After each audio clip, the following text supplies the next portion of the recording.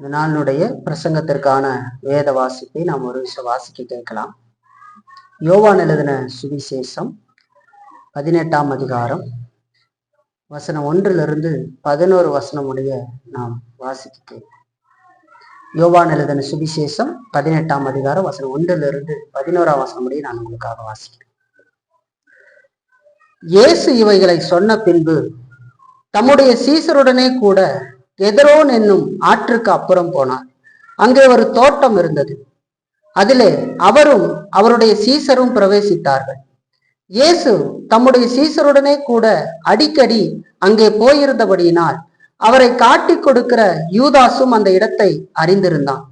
யூதாஸ் போர் சேவகரின் கூட்டத்தையும் பிரதான ஆசாரியர் பரிசேயர் என்பவர்களால் அனுப்பப்பட்ட ஊழியக்காரரையும் கூட்டிக் கொண்டு பந்தங்களோடும் தீவெட்டிகளோடும் ஆயுதங்களோடும் அவ்விடத்திற்கு வந்தார். இயேசு தமக்கு நேரிடப் போகிற எல்லாவற்றையும் அறிந்து எதிர்கொண்டு போய் அவர்களை நோக்கி, யாரை தேடுகிறீர்கள் என்றார். அவருக்கு அவர்கள் பிரதியுத்தரமாக, நசரேயனாகிய இயேசுவை தேடுகிறோம் என்றார்கள். அதற்கு இயேசு, நான் தான் என்றார். அவரை காட்டிக் கொடுத்த யூதாசும் அவர்களுடனே கூட நின்றான். நான் தான் என்று அவர் அவர்களிடத்தில் சொன்னவுடனே அவர்கள் பின்னிட்டு தரையிலே விழுந்தார்கள். அவர் மறுபடியும் அவர்களை நோக்கி, யாரை தேடுகிறீர்கள் என்று கேட்டார். அவர்கள், நசரேயனாகிய இயேசுவை தேடுகிறோம் என்றார்கள். இயேசு பிரதியுத்தரமாக, நான் தான் என்று உங்களுக்கு சொன்னேனே, என்னை தேடுகிறது உண்டானால் இவர்களை போக விடுங்கள் என்றார். நீர் எனக்கு தந்தவர்களில் ஒருவனையும் நான் இழந்து போகவில்லை என்று அவர் சொல்லிய வசனம் நிறைவேறத்தக்கதாக இப்படி நடந்தது. அப்பொழுது சீமோன் பேதுரு தன்னிடத்தில் இருந்த பட்டயத்தை உருவி பிரதான ஆசாரியனுடைய வேலைக்காரனை வலது காதார வெட்டினான். அந்த வேலைக்காரனுக்கு மல்கூஸ் என்று பெயர். அப்பொழுது இயேசு பேதுருவை நோக்கி, உன் பட்டயத்தை உரையிலே போடு. பிதா எனக்கு கொடுத்த பாத்திரத்தில் நான் பானம் பண்ணாது இருப்பேனோ என்றார் என்பதை நாம் ஒரு விஷயம் நாளுடைய பிரசங்கத்திற்காக கண்களை மூடி செபிப்போம். பரிசுத்தமுள்ள எங்கள் நல்ல ஆண்டவரே, தர்மியான பிரசங்க நேரத்திற்காக நாங்கள் வருகிறோம். இன்றைக்கும் கூட நாங்கள் வாசிக்க கேட்ட இந்த 18ஆம் அதிகாரத்திலிருந்து நாங்கள் இன்றைக்கு சிந்திக்க போகிற சத்தியத்தை கர்த்தர் ஆசீர்வதியும். இதுவரைக்கும் நாங்கள் 17 அதிகாரங்களை முடிக்க எங்களுக்கு நீர் உதவி செய்தீர். அதிலிருந்து அநேக காரியங்களை நாங்கள் கற்றுக்கொண்டோம், நடைமுறையாக பெற்றுக்கொண்டோம். தேவன் அதற்கெல்லாம் உதவி செய்திருக்கிறீர். இன்றைக்கு நாங்கள் தொடங்க இருக்கிற இந்த 18ஆம் அதிகாரத்தையும் கர்த்தர் நீர் எங்களுக்கு ஆசீர்வதித்து இதில் இருக்கிற சத்தியங்களை எல்லாம் நாங்கள் தெளிவாக புரிந்து எங்களுடைய வாழ்க்கையை நாங்கள் சீர்தூக்கி பார்க்க எங்களுக்கு நீர் உதவும். உடைய கிருபை மட்டும் கூட இருந்து நடத்திட்டு இந்த ஜெபத்தை இயேசு கிறிஸ்துவின் மூலமாக ஏறெடுக்கிறோம் எங்கள் நல்ல பிதாவே. கர்த்தருடைய நாள் காலை ஆராதனையில தொடர் பிரசங்கமாக நாம் யோவான் எழுதின சுவிசேஷத்தை பார்த்து கொண்டு வருகிறோம். அதுல இதுவரைக்கும் 17 அதிகாரங்களை நாம் முடித்து இன்றைக்கு 18ஆம் அதிகாரத்தை தொடங்குகிறோம். இன்றைக்கும் கூட நாம் வாசிக்க கேட்ட இந்த பகுதியிலிருந்து நாம் ஆண்டவருடைய வார்த்தையை பெற கடவுள் நமக்கு உதவட்டும். இதுவரைக்கும் நம்ம பார்த்த இந்த வசனம், அந்த அதிகாரங்களை ஒரு விஷயம் நம்முடைய நினைவுக்கு கொண்டு வந்து இந்த 18ஆம் அதிகாரத்துக்குள் போவது நல்லது இல்லைங்களா? இந்த 17 அதிகாரம் வரைக்கும் நம்ம பார்த்தது, அதுல 12 அதிகாரம் வரைக்கும் நம்ம பார்த்தோம்னா 1 12ஆம் அதிகாரம் வரைக்கும் இயேசு பொதுவான விதங்கள்ல எல்லாரிடத்திலும் பேசுகிற காரியங்கள் எல்லாத்தையும் நம்ம பார்க்கிறோம். அதற்கு பின்பதாக 13ஆம் அதிகாரம் வருகிற பொழுது இயேசு தம்முடையவர்களோடு ஐக்கியம் கொள்ளும்படி மேலறையில் போய் பல விஷயங்களை அவர்களோடு பேசுகிறத நம்ம பார்க்கிறோம் இல்லைங்களா? அப்படி அவர் 13ஆம் அதிகாரத்திலிருந்து 16ஆம் அதிகாரம் வரைக்கும் பேசி 17ஆம் அதிகாரத்துல அவர்களுக்காக பிதாவை நோக்கி வேண்டுதல் செய்கிற அந்த அருமையான காரியத்தை நாம் பார்த்தோம். அங்க வேண்டுதல் செய்வது அன்றைக்கு இருந்த சீசர்களுக்காக மட்டுமல்ல, எல்லா காலத்திலும் இருக்கிற விசுவாசிகளுக்காகவும் கிறிஸ்து வேண்டுதல் செய்தார் என்று சொல்லி பார்க்கிறோம். ஒரு நாள் இயேசு கிறிஸ்து இன்றைக்கு பிதாவின் வலது வாரிசத்தில் இருந்து பரிந்து பேசுவதை நமக்கு காட்டுகிற ஒரு அருமையான ஜெபமாக இந்த பூமியில அவர் செய்த ஜெபம் இருந்ததை நாம் பார்க்க முடியும் அந்த 17ஆம் அதிகாரத்துல. அதையெல்லாம் நம்ம தொடர்ச்சியா ஒரு சில வாரங்களாக நாம் பார்த்தோம் இல்லைங்களா. மற்ற சுவிசேஷ புத்தகங்கள்ல இருந்து இந்த சுவிசேஷ புத்தகம் தனித்துவமானது என்று சொல்லி நாம் பார்க்கிறோம். அதுலயும் விசேஷமா அந்த 13ல இருந்து 17ஆம் அதிகாரம் வரைக்கும் இருக்கிற சம்பவங்கள் மற்ற சுவிசேஷங்கள்ல இந்த அளவுக்கு விளக்கமாக அவர்கள் பேசின காரியங்களை எல்லாம் நமக்கு சொல்லவில்லை என்று சொல்லி பார்க்கிறோம். அதற்கு காரணமும் இருக்கிறது. இந்த 4 சுவிசேஷங்களும் இயேசு கிறிஸ்துனுடைய வாழ்க்கையையும், அவர் செய்த போதனை, அவருடைய பிறப்பு, அவர் செய்த போதனை, அவர் செய்த அற்புதங்கள், அவர் தெரிந்து கொள்ளப்பட்டவர்களுக்காக சிலுவையில மரிக்கிறது, உயிர் தெழுகிறது, பரலோகம் ஏறி செல்லுகிறது, இதையெல்லாம் நமக்கு சொல்லுகிறதாக இருந்தாலும் கூட இந்த 4 சுவிசேஷங்களும் 4 கோணங்கள்ல எழுதப்பட்டு இருக்கிறது என்று சொல்லி நாம் பார்க்கிறோம் இல்லைங்களா. அப்ப யூதருக்கு மத்தேயு இயேசு கிறிஸ்துவை ராஜாவாக, வரப்போகிற மேசியாவாக அருமையாக காட்டி அதை எழுதுகிறார். இல்ல, பழைய ஏற்பாட்டினுடைய பல விஷயங்களை காட்டி யூதர்கள் எதிர்பார்த்திருந்த அந்த மேசியா இவர்தான் என்பதை அதில் எழுதுகிறார். அது யூதர்களுக்காக எழுதப்படுகிறது என்று சொல்லும்போது யூதர்களுக்காக மட்டுமல்ல, நமக்காக எழுதப்பட்டது. ஆனால் அந்த கோணத்துல எழுதப்பட்டிருக்கிறது. யூதர்கள் எதிர்பார்த்திருந்த மேசியா அவர்தான் அப்படிங்கிறத எழுது. மார்க்கு சுவிசேஷம் நமக்கு இயேசு கிறிஸ்துவை அடிமையாக காட்டுகிறது இல்லைங்களா. மனிதனுடைய மீட்புக்காக வந்தவரை காட்டுகிறது. உடனடியாக அவர் போய் டக்குன்னு வரலாறை எல்லாம் சொல்லாமல் உடனடியாக போய் விஷயத்துக்கு போறத பார்க்கிறோம் மார்க். அதே போல லூக்கா எழுதின சுவிசேஷத்தை பார்க்கிற பொழுது இயேசு கிறிஸ்துவை மனுஷகுமாரனாக காட்டுகிறது.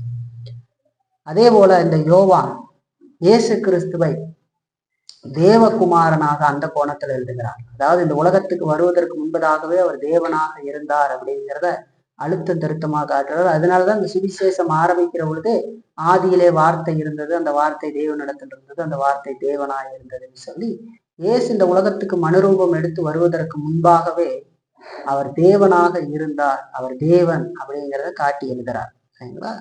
அதனால இந்த பகுதியில அதாவது இந்த யோவான் சுவிசேஷத்துல பல விஷயங்களை நாம் மற்ற 3 சுவிசேஷங்கள்லையும் இல்லாததை பார்க்க முடியும். அந்த சுவிசேஷங்கள்ல இருக்கிறதையும் நாம் இதுல பார்க்கலாம்.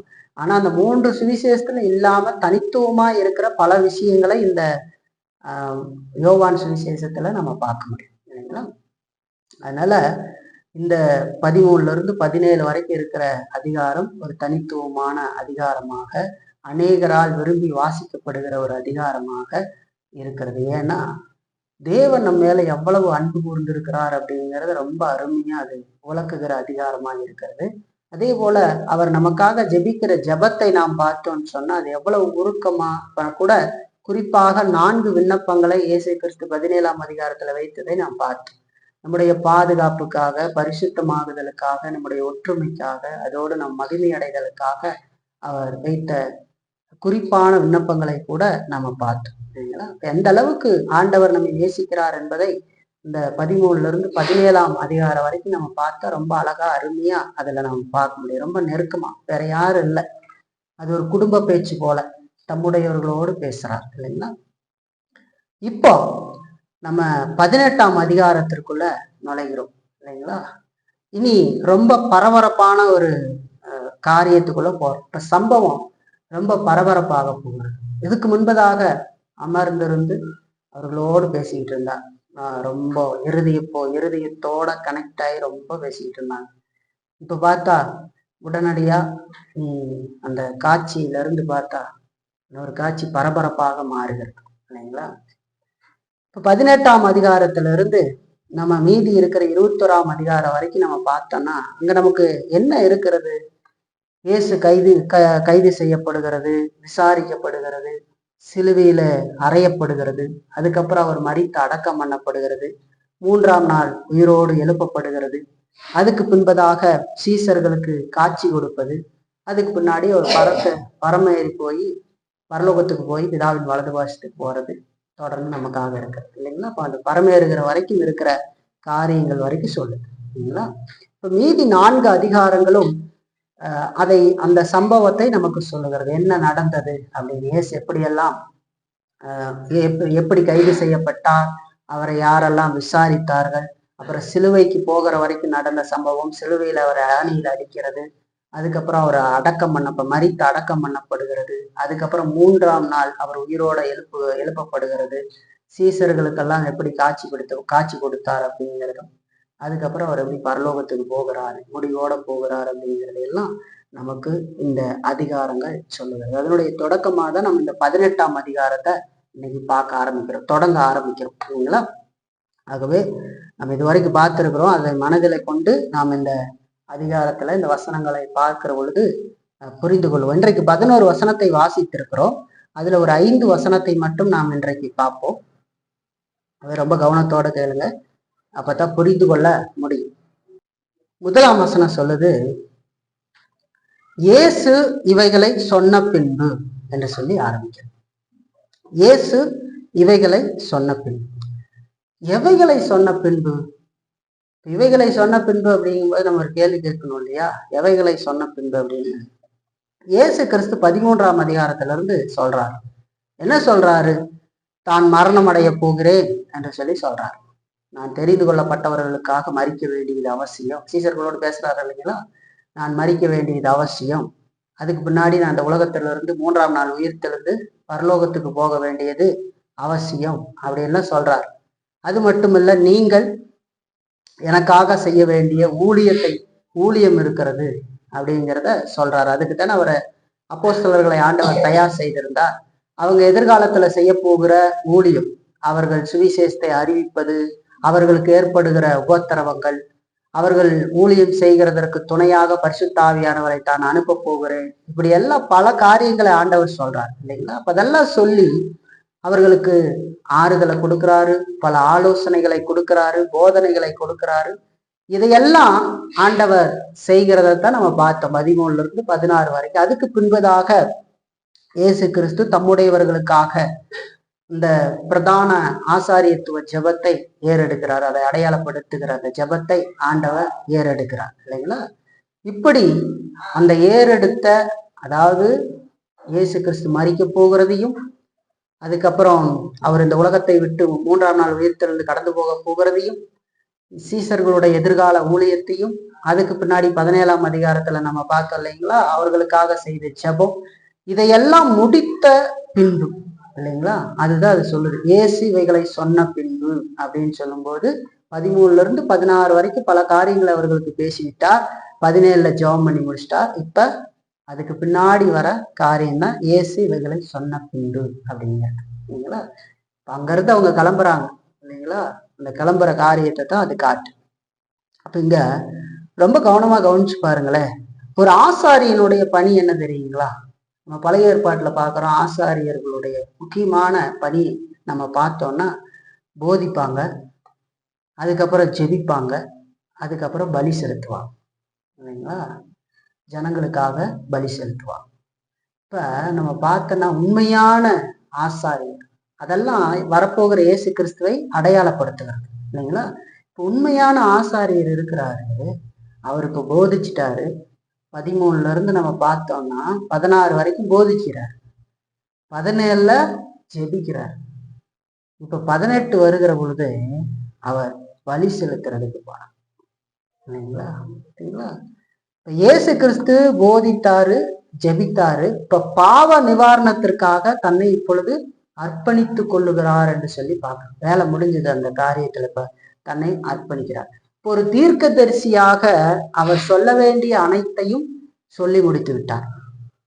நம்ம பார்க்கிறோம், இயேசு கிறிஸ்து மத்தியஸ்த பணியில முக்கியமான பதவி, அவர் வகிக்கிற பதவி என்ன? தீர்க்கதரிசியாக, ராஜாவாக, ஆசாரியராக இருக்கிறார். இப்ப தீர்க்கதரிசியாக அவர் சொல்ல வேண்டிய எல்லாவற்றையும் சொல்லி முடித்து விட்டார். இப்ப ஆசாரியராக தன்னை அந்த பாவ நிவாரண பலிக்கு அர்ப்பணிக்கிற காரியத்தை பார்க்கணும். ஏன்னா மனிதனுடைய மீட்புக்காக பலி செலுத்தப்பட வேண்டும் இல்லைங்களா? பாவம் இல்லாத ஒருவர் மனிதனை மீட்க வேண்டும் என்று சொன்னால் அங்க பலி செலுத்தப்பட வேண்டியது அவசியம். அப்ப நம்ம இங்க பார்க்கிற ஆசாரியன் செய்ய வேண்டிய காரியங்கள்ல ஆண்டவர் போதித்தார், அவங்களுக்காக ஜெபம் பண்ணி இருக்கிறார். இப்ப பாவ நிவாரணத்திற்காக தன்னை அர்ப்பணித்துக் கொள்ளுகிறார் என்று சொல்லி பார்க்க அவர் போறார், அந்த காரியத்துக்கு அவரே போறார்.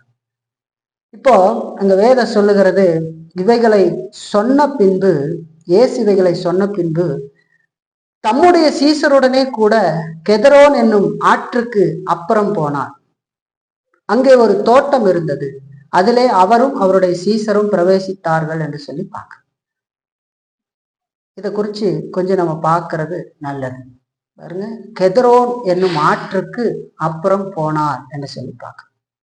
இந்த கெதரோன் அப்படிங்கிற ஆறை குறிச்சு ஒரு சில காரியத்தை நாம் பார்ப்பது இதை நல்லா புரிஞ்சுக்கிறதுக்கு வசதியா இருக்கும். கவனத்தோட இந்த கெதரோன் ஆறு அப்படிங்கிறது எருசலேம் நகருக்கும் ஒலிவு மலைக்கும் இடையில கிழக்கே இருக்கிற ஒரு பள்ளத்தாக்கு. சரிங்களா? எருசலேமுக்கு ஒலிவு மலைக்கு இடையில இருக்கிற ஒரு பள்ளத்தாக்கு, ஒரு சிற்றாறு என்று சொல்லி அதை சொல்லுவாங்க, ஒரு சின்ன ஆறு. இப்ப இயேசு கிறிஸ்து அவருடைய சீசர்களும் எருசலேம்ல இருக்கிறாங்க. அதை முடித்து அவர்கள் கால்நடையாக அந்த கெதரோன் ஆற்றை கடந்து அவர்கள் ஒலிவு மலைக்கு போறாங்க. ஒலிவு மலையினுடைய அடிவாரத்துலதான் கெச்சமனை தோட்டம் இருக்கிறது, இல்லைங்களா? சரியா? ஒரு 400 மீட்டர் தூரம் அவங்க எருசலேம் அலங்கத்துல இருந்து இறங்கி, அதாவது 1/2 கிலோமீட்டருக்கு ஒரு 100 கம்மியா இருந்தா அவ்வளவு இருக்கும், அவ்வளவு தூரத்துக்கு அவங்க நடந்து போறாங்க அந்த ஆற்றை கடந்து, இல்லைங்களா? இப்ப இது எருசலேம் நகருக்கும் ஒலிவு மலைக்கும் இடையில நகரத்திற்கு கிழக்குல இருந்த ஒரு பள்ளத்தாக்கு, இல்லைங்களா? அதை பள்ளத்தாக்குன்னு சொல்லுவாங்க. ஏன் அப்படின்னு சொன்னா, இந்த பக்கம் எருசலேம்ல இருந்து இப்படி கீழே வந்து அந்த ஆற்றை கடந்து மறுபடியும் இப்படி மேலே ஏறும். 2 பக்கம் செங்குத்தான பள்ளத்தாக்கு இருக்கும், நடுவுல இந்த ஆறு இருக்கும். இந்த ஆறு 3 மைல் நீளமுள்ள ஒரு சின்ன ஆறு, சரிங்களா? 3 மைல் அகலம் நீளமுள்ள ஒரு ஆறு, இல்லைங்களா?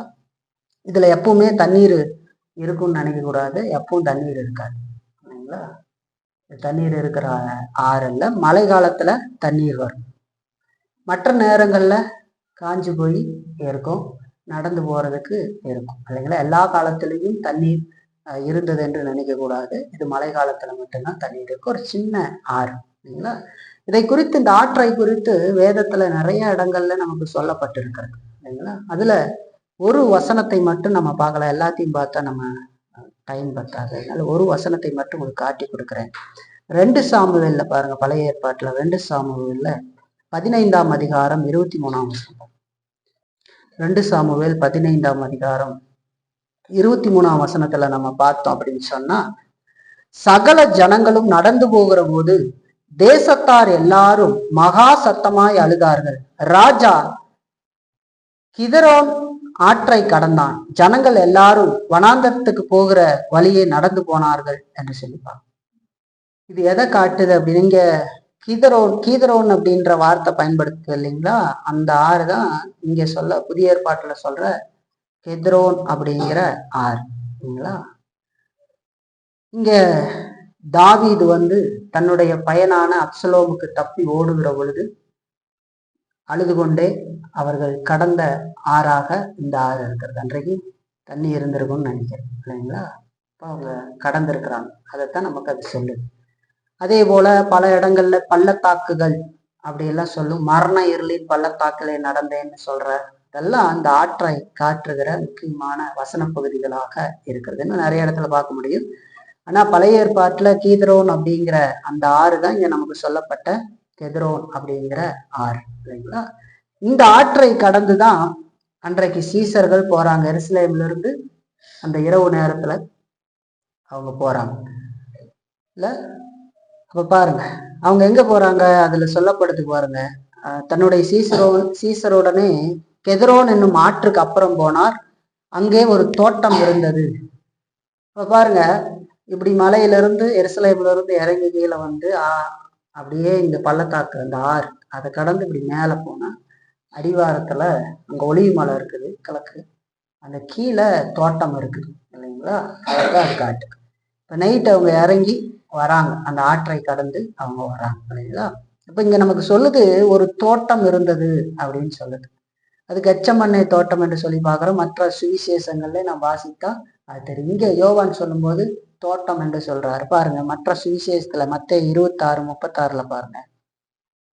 அப்பொழுது இயேசு அவர்களோடு கெச்சமண்ணே எண்ணப்பட்ட இடத்துக்கு வந்து சீசர்களை நோக்கி, நான் அங்கே போய் ஜெபம் பண்ணும் அளவும் நீங்கள் இங்கே உட்கார்ந்திருங்கள் என்று சொல்லி பார்க்கிறோம், இல்லைங்களா? கெச்சமண்ணே எண்ணப்பட்ட இடத்துக்கு வந்து அப்படின்னு சொல்லுது. அந்த தோட்டம் கெச்சமண்ணை தோட்டம் என்று சொல்லி பார்க்கிற மற்ற சுவிசேஷங்கள்ல இருக்கிறது. இங்க யோவான் வந்து அதை தோட்டம் என்று மட்டும் சொல்றார். இப்ப நம்ம பார்த்தோம், அந்த எருசலேம்ல இருந்து அந்த ஆட்டை கடந்து மேல ஏறுகிற இடத்துல இந்த தோட்டம் இருக்குன்னு பாருங்க. எருசலேம் அலங்கத்துல இருந்து ஒரு 1/4 மைல் தூரத்துல இந்த தோட்டம் இருக்கிறது. 400 மீட்டர் சொல்லலாம் இன்றைய காலத்துக்கு சொன்னா. அந்த ஆத்துல இருந்து எருசலேம்ல இருந்து பார்த்தா 400 மீட்டரு. அந்த ஆத்துல இருந்து பார்த்தா ஒரு 3 அடி 3 அடிக்கு அப்பால இருக்கு. ஏன்னா ஏறின உடனே அங்க இருக்கும் இல்லைங்களா, அங்க இருக்கு இல்லைங்களா. இப்ப அடிவாரத்துல இருக்கிறது. இப்ப அங்கதான் போறாங்க. போய் அதுக்கு பின்னாடி இயேசு கிறிஸ்து ஜெபம் செய்கிறது இதெல்லாம் இருக்கு. ஆனா யோவான் அதையெல்லாம் சொல்லணும் இல்லைங்களா. அதையெல்லாம் இதுல சொல்ல மற்ற சுவிசேஷத்துல சொல்லுது. அது ஏன் அப்படிங்கிறத நம்ம பார்ப்போம். ஏன் யோவான் அதை சொல்லாம போறார். இங்க ரொம்ப முக்கியமான ஒரு விஷயத்த பாருங்களேன். நம்முடைய ரட்சிப்புல கடவுள் செயல்படுகிற விதத்தை பார்த்தா நம்ம இதெல்லாம் வாசிக்கிற பொழுது சாதாரணமா கடந்து போயிடுவோம். இயேசு எருசலேம்ல இருந்து கெதிரோன் ஆற்றை கடந்து தோட்டத்துக்கு போனார் அப்படின்றத நம்ம பார்ப்போம். இப்ப நான் உங்களுக்கு ஒரு காரியத்தை சொன்னேன் இல்லையா, இயேசு கிறிஸ்து பிரதான ஆசாரியர் என்ன செய்வாங்களோ அது போல அவர் போதித்தார், ஜெபித்தார். இப்ப பாவ நிவாரணத்திற்காக தன்னை அர்ப்பணிக்கிறார் அப்படின்னு சொல்லி அதுல எவ்வளவு முக்கியம் இருக்கு பாருங்க. அடையாளங்களாக மாதிரிகளாக சொல்லப்பட்டதெல்லாம் இயேசு கிறிஸ்துவுக்குள்ள நிறைவேறுது. அதே போல இந்த தோட்டத்தையும் குறிச்சு நீங்க கவனிச்சு பாருங்களேன். இதுல ஒரு அருமையான காரியம் இருக்கு. முதலாம் ஆதாமை நாம் பார்த்தோம்னா ஏதேன் தோட்டத்துல அவர் இருந்தார் இல்லைங்களா. இனிமையா எல்லாம் அருமையா இருந்தது, சந்தோஷமா இருந்தது ஏதேன் தோட்டம் இல்லைங்களா. அங்க இருந்தார். அங்க இருந்து அவர் விழுந்து போய்விட்டார், பாவம் செய்துட்டாரா. இந்த 2ஆம் ஆதாம பார்த்தா கடைசி ஆதாம்னு சொல்லலாம். இந்த 2ஆம் ஆதாம் கெச்சமண்ணை தோட்டத்துல இருக்கிறார். இந்த தோட்டம் எப்படின்னா வேதனையும் கடினமான காரியமாக அங்க இருந்தது. ஏன்னா இயேசு கிறிஸ்து அங்க வேதனை அடைகிறார். ஜெபம் பண்றதெல்லாம் பார்க்குறோம் இல்லைங்களா. வேதனை அடைகிறாரு, கஷ்டப்படுறாரு. அதோடு அங்க வந்து அவரை பிடிக்க போறாங்க. பல சம்பவங்கள். அது ரொம்ப வேதனையான கடுமையான ஒரு இடமாக அது இருந்தது. இப்போ மாறுது. 2ஆம் ஆதாம் போற இடம் இயேசு கிறிஸ்து மனிதனுடைய மீட்புக்காக. முதலாதாம அங்க ஆண்டவர் வைத்திருந்தார், ஏதேன் தோட்டத்தில் வச்சிருந்தாரு. அது ரொம்ப இனிமையா அழகா கடவுளோட இருக்கிறது, பாவம் இல்லாமல் இருந்தது, ஆண்டவரோடு வாழக்கூடியதா இருந்தது. ஆனா அவர் பாவம் செய்து விழுந்து போனார். இந்த பாவத்திலிருந்து மீட்க போகிற 2ஆம் ஆதாம் போற இந்த தோட்டம் கடுமையான வேதனை உள்ள இடம் என்று சொல்லி பார்க்க. ஆனா இந்த 2ஆம் ஆதாம் இப்படிப்பட்ட இடத்துல இருந்து வெற்றி பெற்றார் என்று சொல்லி பார்க்க. இனிமையான இடத்துல இருந்து 1ஆம் ஆதாம் என்ன பண்ணிட்டார், விழுந்து போயிட்டார், வாழ முடியாம. ஆனா 2ஆம் ஆதாம் இயேசு கிறிஸ்து இவ்வளவு கடுமையான இடத்துல இருந்து வெற்றி சிறந்தார்னு பார்க்க. வேர்வை ரத்தமாக வழியிற அளவுக்கு அவர் நரகத்துக்கே போகாமல் அந்த நரக வேதனை அனுபவித்தார் என்று சொல்லி பார்க்கிற மனிதருடைய மீட்புக்காக. சரிங்களா, எவ்வளவு அருமையான காரியம் பாருங்க. சரி, 2ஆம் வசனத்தை பாருங்க. இப்ப அங்க வராங்க. 2ஆம் வசனம் சொல்லுது, இயேசு தம்முடைய சீசருடனே கூட அடிக்கடி அங்கே போயிருந்தபடியினால் அவரை காட்டி கொடுக்கிற யூதாசும் அந்த இடத்தை அறிந்திருந்தான் என்று சொல்லி பார்க்கிறோம். ரொம்ப கவனமா பார்க்கணும் பாருங்க. இயேசு அந்த இடத்துக்கு தனியாக அல்லது சீசர்களோடு அடிக்கடி போயிருக்கிறார் என்று சொல்லி பார்க்கணும். அது இப்ப போன இடம் இல்லை, அவர் அடிக்கடி போகிற இடம் இல்லைங்களா. தனியாவும் போவாரு, அப்புறம் சீசர்களோடும் கூட அந்த இடத்துக்கு போவார். பாருங்க, வேதத்துல மற்ற இடத்துல நம்ம அதை பார்க்க முடியும். லூக்காவுல பாருங்க, 21ஆம் அதிகாரம் 37ஆம் வசனம் பாருங்க. அவர் பகற்காலங்களில் தேவாலயத்திலே உபதேசம் பண்ணி கொண்டிருந்து ராக்காலங்களில் வெளியே போய் ஒளிவு மலை எண்ணப்பட்ட மலையிலே தங்கி வந்தார் என்று சொல்லி பார்க்க.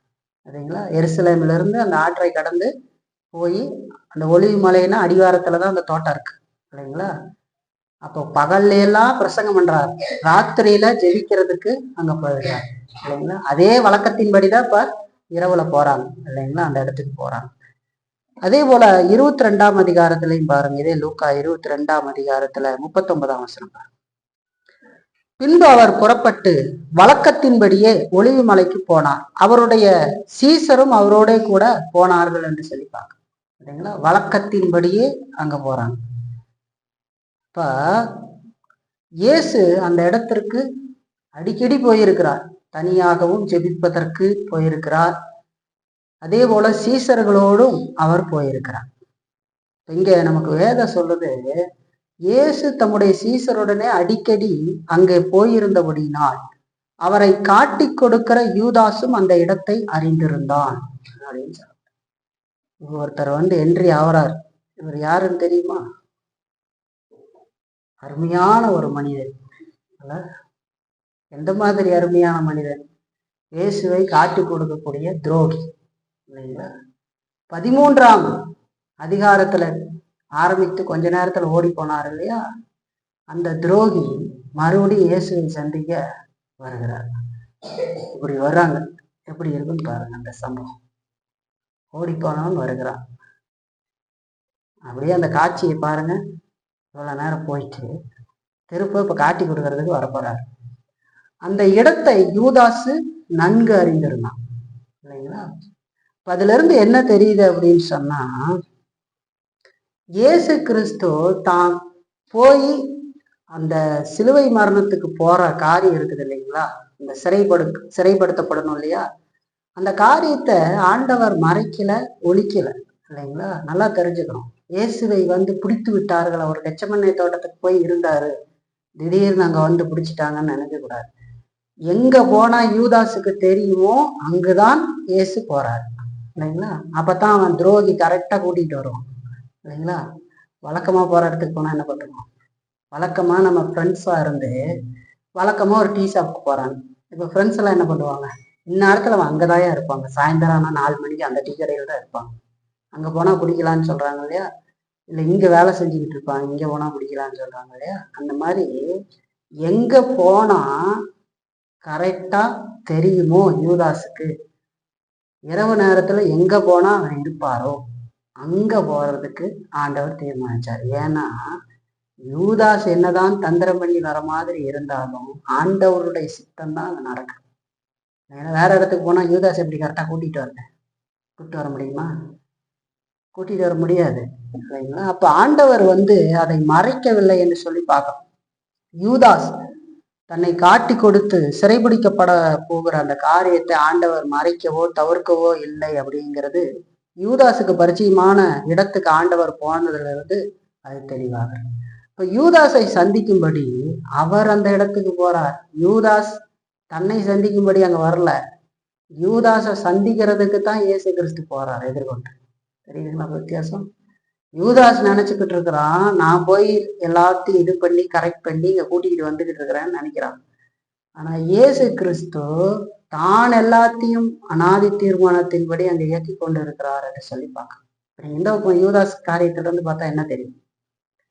இயேசுக்கு தெரியாம இயேசு இருக்கிற இடத்துக்கு எல்லாத்தையும் கூட்டிட்டு திடீர்னு உள்ள பூந்து இல்லைங்களா? இந்த தீவிரவாதிகள்லாம் இருந்தாங்கன்னா நம்ம பார்த்தோம்னா, தீவிரவாதிகள் நம்ம பார்க்க முடியாது, புத்தகங்கள் எழுதி வச்சிருப்பாங்க இல்லையா? ஒரு தீவிரவாதியை பிடிக்க முடியலைன்னா இப்போ வீரப்பனெல்லாம் பார்க்குறோம். பிடிக்கிறதுக்காக பல படைகளை அமைத்து எங்கெங்கெல்லாம் போவாங்க, எந்த நேரத்தில் எங்கே இருப்பாங்க அப்படின்னு பார்த்து எல்லாம் சுத்து போடுறான்னு சொல்லுவாங்க இல்லையா? கரெக்டாக பிளான் பண்ணி வச்சு உடனே ஒரு அலர்ட் கொடுத்தானே எல்லாம் உடச்சிக்கிட்டு உள்ள போய் நின்றுவாங்க. கரெக்டா? அப்படித்தான் சுட்டதா சொல்றாங்க. பல தீவிரவாதிகள் அப்படித்தான் சொல்லுவாங்க.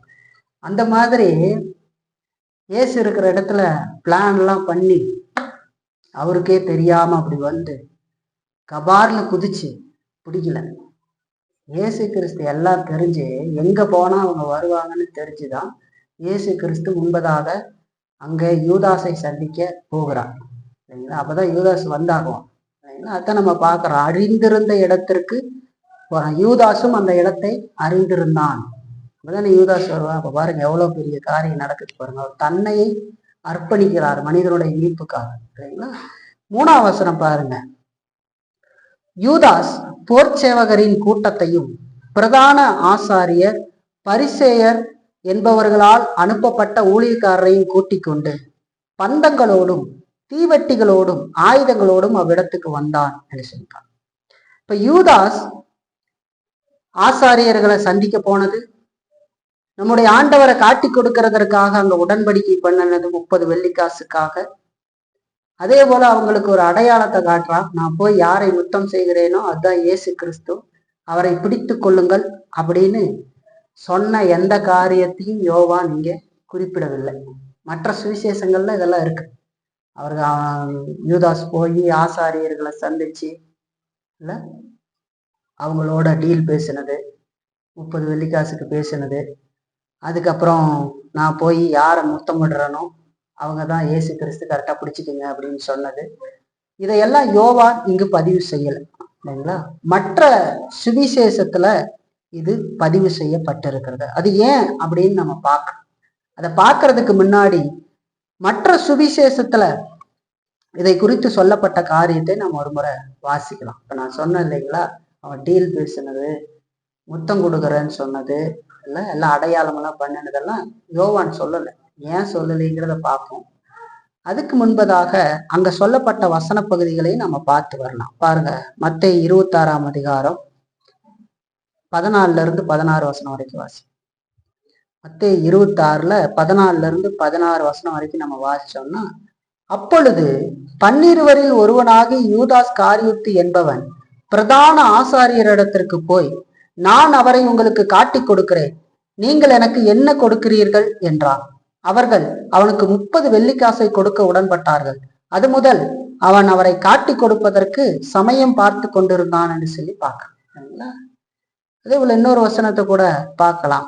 அதே அதிகாரத்துல 47 50 வசனம் வரைக்கும் பாருங்க. அவர் இப்படி பேசுகையில் 12 ஒருவனாகி யூதாஸ் வந்தான். அவனோட கூட பிரதான ஆசாரியரும் ஜனத்தின் மூப்பரும் அனுப்பின திரளான ஜனங்கள் பட்டயங்களையும் தடிகளையும் பிடித்து கொண்டு வந்தார்கள். அவரை காட்டி கொடுக்கிறவன், நான் எவனை முத்தம் செய்வேனோ அவன்தான், அவனை பிடித்து கொள்ளுங்கள் என்று அவர்களுக்கு அடையாளம் சொல்லியிருந்தான். உடனே அவன் இயேசுவனிடத்தில் வந்து, ரபி வாழ்க என்று சொல்லி அவரை முத்தம் செய்தான். இயேசு அவனை நோக்கி, சிநேகிதனே, என்னத்திற்காக வந்திருக்கிறாய் என்றார். அப்பொழுது அவர்கள் கிட்டே வந்து இயேசுவின் மேல் கை போட்டு அவரை பிடித்தார்கள் என்று சொல்லி பார்க்கலாம் இல்லைங்களா. இந்த சம்பவங்களை எல்லாம் யோவான் பதிவு செய்யல. ஏன் பதிவு செய்யல அப்படின்னு கேட்டா, யோவான் சொல்ல வேண்டிய முக்கியமான மைய கருத்து இருந்தது இல்லைங்களா. அது என்னன்னா, துரோகியான யூதாஸ் நம்முடைய ஆண்டவராகி இயேசு கிறிஸ்து எங்க இருப்பார் அப்படின்னு நன்கு அறிந்தவனாய் அவரை கொலை செய்ய போகிறவர்களுக்கு வழிகாட்டியாகவும் ஊக்கமளிக்கிறவனாகவும் செயல்பட்டான் அப்படிங்கிறத காட்டுறதுதான் யோவானுடைய முக்கிய நோக்கமா இருந்தது. இயேசு எங்க இருப்பாங்கிறத யூதாஸ் அறிந்திருந்து அவரை பிடிக்க வழிகாட்டுகிறவர்களுக்கு ஒரு வழிகாட்டியாக ஊக்கம் கொடுக்கிறவனாக அவன் செயல்பட்டான் அப்படிங்கிற அந்த பார்வையில அதை காட்டுகிறார். அவன் எந்த அளவுக்கு செயல்பட்டான் அப்படிங்கிறத காட்டுறார். இப்ப நம்ம இங்க பார்த்துட்டு ஒரு ஆரம்பத்திலே சொன்னேன், யோவான் இயேசு கிறிஸ்துவை தேவகுமாரனாக காட்டுகிறார். அப்ப நம்ம பார்க்கும்போது என்ன, தேவன் அநாதி தீர்மானத்தின்படி அவருடைய நோக்கத்தின்படி அவர் எல்லாத்தையும் அங்க செய்து கொண்டு இருக்கிறார் அப்படிங்கிறத காட்டுவதே யோவானுடைய காரியமா இருக்கு. பரிசுத்தாவின் துணையோடு அவர் காட்டுறார் இல்லைங்களா. அப்ப யூதாஸ் வந்து ஆண்டவர் எங்க இருப்பார் அப்படிங்கிறத அறிந்தவனாய் அவரை கொலை செய்ய போகிறவர்களுக்கு வழிகாட்டியாக ஊக்கம் அளிக்கிறவனாக செயல்பட்டான் அப்படிங்கிறத காட்டுறதுதான் யோவானுடைய நோக்கமா இருந்தது. பரிசுத்தாவின் துணையோடு காட்டார் இல்லைங்களா. இந்த பகுதியில நம்ம பார்க்கும்போது 3ஆம் வசனத்துல ஒரு பிரதான ஆசாரியர் பரிசேயர் என்பவர்களால் அனுப்பப்பட்ட ஊழியக்காரரை கூட்டிக் கொண்டு பந்தங்களோடும் தீவெட்டிகளோடும் ஆயுதங்களோடும் அவ்விடத்திற்கு வந்தார்கள் என்று சொல்லி பார்க்கணும். இந்த ஊழியக்காரர் என்று மட்டும் நமக்கு கொஞ்சம் சொல்லுது. ஆனா மற்ற இடத்துல பார்த்தா வெகு திரளான கூட்டம் ஜனங்கள் அப்படிங்கிறத நமக்கு சொல்லுது இல்லைங்களா. இப்ப நம்ம வாசிச்ச அந்த மத்தேயிலேயே பாருங்க, 26:47 சொல்லும் போது, அவர் இப்படி பேசுகையில் 12 ஒருவனாகி யூதாஸ் வந்தான். அவனோடு கூட பிரதான ஆசாரியரும் ஜனத்தின் மூப்பரும் அனுப்பின திரளான ஜனங்கள் அப்படின்னு சொல்லப்படுது. பட்டயங்களையும் தடிகளையும் பிடித்து கொண்டு வந்தார்கள் இல்லையா. மத்தேயு 26:47 சொல்லுவார். அப்ப இங்க யோவான் சொல்லும் போது அப்படி திரளான ஜனங்கள் என்று சொல்லல. ஆனா அங்க வந்தவர்கள் திரளான ஜனங்கள் என்று சொல்லி பார்க்கணும். அவர்கள் தங்களுடைய கைகள்ல தீப்பந்தங்களை எடுத்துக்கொண்டு வந்தார்கள், விளக்குகளை எடுத்துக்கிட்டு வந்திருக்கிறாங்க, ஆயுதங்களை எடுத்துக்கிட்டு வந்திருக்கிறாங்க இல்லைங்களா. இப்ப பாருங்க, ஒரு குற்றவாளியை பிடிக்கிறதுக்கு வர மாதிரி அவரை பிடிக்க வந்தார்கள் எப்படி வந்தார்கள்? அவருடைய சீசர்கள்ல ஒருவனால வழி நடத்தப்பட்டு வந்தார்கள். இந்த செயல் நம்முடைய ஆண்டவருக்கு எவ்வளவு அவமானத்தையும் அவமதிப்பையும் கொண்டு வந்திருக்கும் என்று சொல்லி பாருங்க. துரோகி கூடவே இருந்து புலி வெட்டுறான்னு சொல்லுவாங்க இல்லைங்களா? அதனாலதான் நாம் நம்பிக்கைக்குரியவர்களாக இருக்க வேண்டும். இல்லைங்களா? நிறைய பேர் நம்ம பார்க்கிறோம் வாழ்க்கையிலேயே, இல்லைங்களா, கூடவே இருந்து திருட்டுத்தனம் பண்ணி இல்ல எல்லா சேட்டைகளும் பண்ணி இது பண்ணல, தெரியாம மறைச்சி நமக்கு எதிராக போற வேலை. அது தெரியப்படுகிற பொழுது என்னவா மாறும்? நான் எவ்வளவு பெரிய துரோகி வேலை செஞ்சுக்கிட்டு இருக்கிறான் அப்படின்றது. இயேசு கிறிஸ்து தன்னுடைய சொந்த சீசனாலேயே 3 வருடம் தன்னோடு இருந்திருந்த சீசனாலேயே தன்னை கொலை செய்ய போகிறவர்களுக்கு அவன் வழிகாட்டியாக செயல்பட்டு வந்தது ஆண்டவருக்கு எவ்வளவு அவமானத்தையும் அவமதிப்பையும் கொண்டு வந்திருக்கும் என்று சொல்லி பாருங்க. அந்த நேரத்தை அதை நம்ம நினைச்சுப்பாங்க. சரி, வசனம் 4 பாருங்க. வசனம் 4 நம்ம பார்த்தா, இயேசு தமக்கு நேரிட போகிற எல்லாவற்றையும் அறிந்து எதிர்கொண்டு போய் அவர்களை நோக்கி, யாரை தேடுகிறீர்கள் என்றார் என்று சொல்லி பார்க்க. இயேசு தமக்கு நேரிட போகிற எல்லாவற்றையும் அறிந்து எதிர்கொண்டு போய், ரொம்ப முக்கியம் இல்லைங்களா? இயேசு கிறிஸ்து இந்த உலகத்துல பிறந்ததுல இருந்து, இல்லைங்களா, மாட்டு தொழுவத்தினுடைய மின்னணையத்துல பிறந்ததுல இருந்து அவர் சிலுவைக்கு போகிற வரைக்கும் நடந்த எல்லா காரியங்களையும் கடவுள் அறிந்திருந்தார் என்று சொல்லி பார்க்க. எல்லாம் திட்டமிடப்பட்டது, எதுவும் தற்செயலாக நடந்த நிகழ்வுகள் அல்ல. அநாதி தீர்மானத்தின்படி மனுக்குலத்தை மீட்பதற்காக அவர்கள் போட்டிருந்த திரித்துவத்துல போட்டிருந்த திட்டத்தின் அடிப்படையில அந்த காரியம் இங்கே உலகத்துல நடக்கிறது. அப்போ எதுவுமே ஆண்டவர் அறியாமல் நடந்த ஒன்று இல்லை அப்படிங்கிறதை பார்க்கணும். ஆண்டவருக்கு எல்லாம் தெரிஞ்சது. ஏன்? அவர் தேவன் என்று சொல்லி பார்க்கணும். இல்லைங்களா? இப்ப இயேசு கிறிஸ்து சகல நீதியை நிறைவேற்ற வேண்டும். ஆதாம் நிறைவேற்றாமல் போன சகல நீதியையும் இயேசு கிறிஸ்து நிறைவேற்றணும். இல்லைங்களா? வாழணும், நியாயத்தை திருப்திப்படுத்தணும், பிதாவை திருப்திப்படுத்தணும். இல்லைங்களா? அங்க அதையும் பார்க்கும். மனிதன் மேல் தேவ கோபம் இருக்கு இல்லையா? அவர் திருப்திப்படுத்தப்பட வேண்டும். இல்லைங்களா? இந்த வாழ்க்கை வாழணும், அந்த பாவத்துக்கான தண்டனை அடையும். இல்லைங்களா? திருப்திப்படுத்தணும், பாவத்தன்மையை வெளிப்படுத்தணும். பாவம் எவ்வளவு பெருசுங்கிறத சிறுதியில் அவர் மறிக்கும் போதுதான் தெரியும். இல்லைங்களா? அது சாதாரணமானதல்ல. தேவன் தம்முடைய சொந்த குமாரன் என்று பாராமல் அவரையே கொல்ல கொடுத்திருக்கிறாருன்னா அந்த பாவம் எவ்வளவு பெரியது என்று சொல்லி பாருங்க. நம்மளுடைய வாழ்க்கையில நம்ம விளையாட்டு பண்ற மாதிரி இல்லை பாவம். இல்லைங்களா? அதெல்லாம் நான் செய்ய முடியாது, அப்படி இப்படின்னு நம்ம போறதெல்லாம் நம்ம நினைக்கிறோம் இல்லையா? அது மாதிரி இல்லை. பாவம் மகா மோசமானது. அதற்காக தேவகுமாரனே வர வேண்டியது இருந்ததுன்னா அந்த பாவத்திலிருந்து மீட்பை பெற்ற நாம எவ்வளவு கவனத்தோடு அந்த பாவத்தை நம்முடைய வாழ்க்கையில அழித்தொழித்து வாழ வேண்டும். ஆண்டவர் நமக்கு கொடுத்திருக்கிற கிருபையிலேன்னு சொல்லிப்பாரு. ஆண்டவருக்கு முன்பதாக பாவம் எந்த அளவுக்கு ஒரு அருவருக்கத்தக்கதாக இருக்கிறது என்று சொல்லி பாருங்க. அதை நாம் தொடர்ந்து செய்கிற பொழுது ஆண்டவர் எந்த அளவுக்கு அது முகசுளிப்பாக இருக்கும், ஆண்டவர் துக்கப்படுவார் அப்படிங்கிறதையும் பார்க்கணும். இப்ப பாவத்தன்மையை வெளிப்படுத்த வேண்டும், தன்னால தெரிந்து கொள்ளப்பட்டவர்களை நீக்க வேண்டும் என்று சொல்லி பார்க்கணும். இதுக்கு ஆண்டவர் சித்தம் கொண்டு இருக்கிறார். அதனாலதான் இயேசு தமக்கு நேரிட போகிற எல்லாவற்றையும் அறிந்து எதிர்கொண்டு போனார் என்று சொல்லி பார்க்க. யோவான் 6:64 நமக்கு சொல்லும் போது, தம்மை காட்டி கொடுப்பவன் இன்னான் என்று சொல்லியும் தம்மை விசுவாசிக்கிறவர்கள் இன்னார் என்று சொல்லியும் அவர் அறிந்திருந்தார் என்று சொல்லி நமக்கு வேதம் சொல்லுகிறது. அப்ப எல்லாவற்றையும் அறிந்திருந்த இயேசு கிறிஸ்து இப்போ எதிர்கொண்டு போகிறார் என்று சொல்லி பார்க்கணும். இங்க அப்படி நமக்கு சொல்லப்படுகிறது. நம்ம பார்த்தோம்னா மற்ற சுவிசேஷத்துல சீசர்களை ஜெபிக்கும்படி சொல்றாரு. நீங்கள் இங்கே இருந்து ஜெபியுங்கள்னு சொல்றாரு. அவர் கொஞ்சம் சற்று அப்புறத்துல போய் பிதாவை நோக்கி வேண்டுதல் செய்கிறாரு.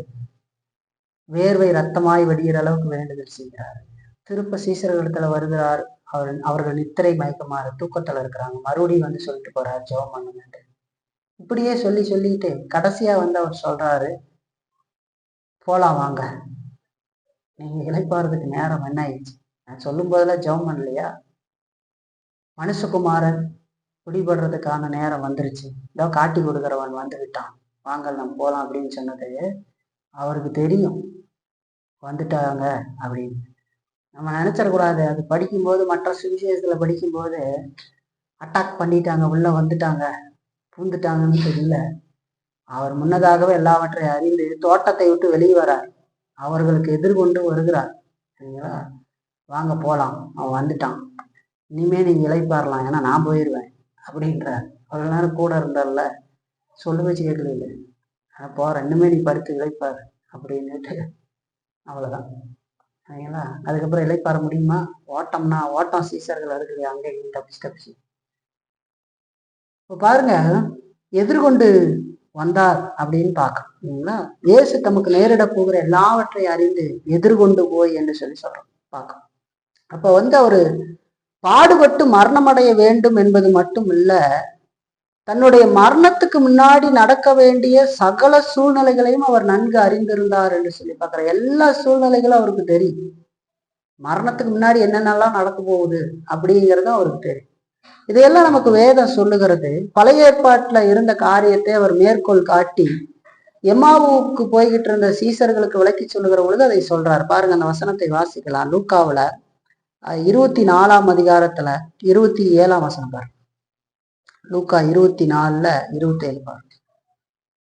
அதுல சொல்லப்படுகிறது, மோசே முதலிய சகல தீர்க்கதரிசிகளும் எழுதின வேத வாக்கியங்கள் எல்லாவற்றிலும் தம்மை குறித்து சொல்லியவைகளை அவர்களுக்கு விவரித்து காண்பித்தார் என்று சொல்லி பார்க்கிற. பழைய ஏற்பாட்டுல சொல்லப்பட்ட காரியங்களை எல்லாம், தம்மை குறித்து சொல்லப்பட்ட காரியங்களை எல்லாம் அவர்களுக்கு விவரித்து காண்பித்தார் என்று சொல்லி பார்க்கிற. அதே போல 44ஆம் வசனத்துல நம்ம பார்த்தாலும் கூட நம்ம அதை பார்க்க முடியும். அதே அதிகாரத்தில் அவர்களை நோக்கி, மோசேயின் நியாயப்பிரமாணத்திலும் தீர்க்க தரிசிகளின் ஆகமங்களிலும் சங்கீதங்களிலும் என்னை குறித்து எழுதியிருக்கிறவைகளை எல்லாம் எழுதியிருக்கிறவைகள் எல்லாம் நிறைவேற வேண்டியதென்று நான் உங்களோட இருந்தபோது உங்களுக்கு சொல்லி கொண்டு வந்த விசேஷங்கள் இவைகளே என்றார் என்று சொல்லுவார்.